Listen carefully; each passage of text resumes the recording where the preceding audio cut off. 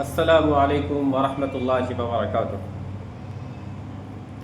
الحمد للہ رب العالمین والصلاة والسلام علی سید الانبیاء والمرسلین، اما بعد۔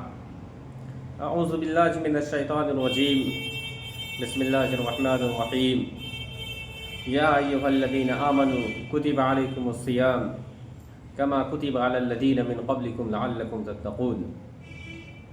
وقال اللہ عز وجل فی موضع آخر: شهر رمضان الذي أنزل فيه القرآن هدى للناس وبينات من الهدى والفرقان، أو كما قال الله عز وجل۔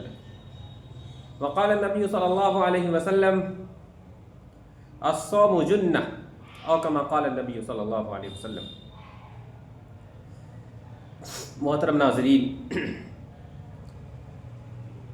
اللہ تبارک و تعالیٰ کا بے پایا فضل اور اس کا احسان ہے کہ انہوں نے ہم سب کو انسان بنایا ہے، اشرف المخلوقات بنایا ہے، اور سب سے بڑی بات یہ کہ محمد عربی صلی اللہ علیہ وسلم کا امت ہونے کا ہم سب کو شرف عطا فرمایا ہے۔ ہم سب ابھی جس ماہ مبارک سے گزر رہے ہیں اسے رمضان المبارک کہا جاتا ہے۔ رمضان المبارک کا تحفہ امت محمدیہ کی طرف، رمضان المبارک اللہ تبارک و تعالیٰ کی طرف سے امت محمدیہ کے لیے ایک بہت بڑا اعزاز ہے، ایک بہت بڑا تحفہ ہے، ایک بہت بڑا گفٹ ہے۔ پچھلے دیگر امتوں کے مقابلے میں، اقوام سابقہ کے مقابلے میں، پچھلی قوموں کے مقابلے میں امت محمدیہ کے افراد کی عمر بہت کم ہے۔ زمانے قدیم میں جو امتیں ہوئی ہیں تو ان میں سے کسی کی عمر 9 سال، کسی کی 9.5 سال تک ہوئی ہے، لیکن امت محمدیہ کی جو عمر ہے وہ زیادہ سے زیادہ 60، 65، 70، 80، زیادہ سے زیادہ، بہت زیادہ مان لیں تو 100 سال تک بہت مشکل سے اب ایسا دیکھنے کو ملتا ہے۔ تو اللہ تبارک و تعالیٰ نے مسلمانوں کے لیے ایک ایسا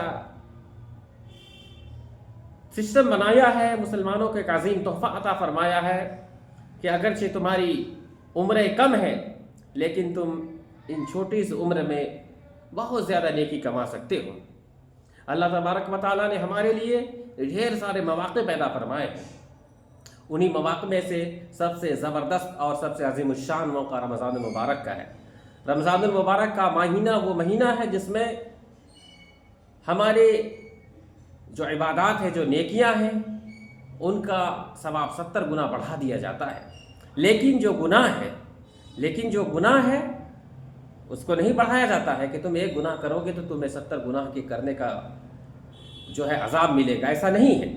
اللہ تبارک و تعالیٰ کا یہ رحمت ہے اور ان کا یہ فضل ہے کہ صرف نیکی کو اللہ تبارک و تعالیٰ نے 70 گنا بڑھا دیا ہے۔ اور اسی رمضان میں ایک رات ہے شب قدر، جو کہ 1000 راتوں سے افضل ہے۔ اللہ تبارک و تعالیٰ نے ارشاد فرمایا ہے اور قرآن پاک میں ایک سورت ہی نازل فرما دی ہے قدر کے نام سے۔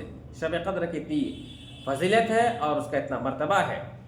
اللہ تعالیٰ نے قرآن پاک میں فرمایا کہ یا ایھا الذین آمنوا کتب علیکم الصیام، کہ اے ایمان والو تم پر روزے فرض کیے گئے ہیں، تم پر روزے فرض کیے گئے ہیں، کما کتب علی الذین من قبلکم، جیسا کہ تم سے پہلے کی امتوں پر فرض کیے گئے تھے تاکہ تمہارے اندر تقویٰ پیدا ہو۔ تو رمضان المبارک کا مہینہ ہم سے رخصت ہو رہا ہے، کچھ ہی چند ایام بچ گئے ہیں جو کہ ہمارے لیے بہت ہی قدر اور غنیمت کے لائق ہے۔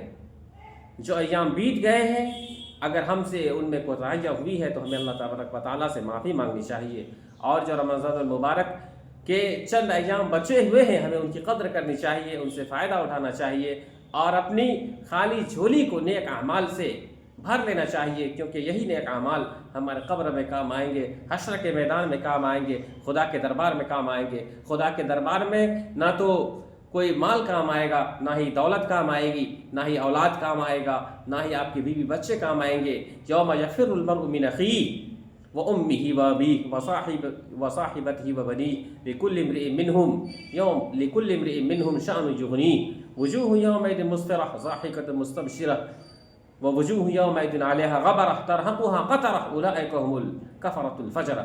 تو ہمیں آخرت کے دن سے ڈرنا ہے، اور رمضان المبارک کے مہینے کو غنیمت جانتے ہوئے ہم سے جو کوتاہیاں ہوئی ہیں، جو گناہ سرزد ہوئے ہیں، ان پر اللہ تبارک و تعالیٰ سے معافی مانگنی چاہیے، اور ان ایام میں نیکیاں کر کے، اچھے اعمال کر کے، صدقات خیرات کر کے، دن میں قرآن پاک کی تلاوت کر کے، راتوں میں تہجد پڑھ کے، تلاوت کر کے ہمیں جو ہے نیکیوں سے اپنے دامن کو بھر لینا ہے۔ اللہ تعالیٰ ہم سب کو کہنے سننے زیادہ عمل کی توفیق عطا فرمائے۔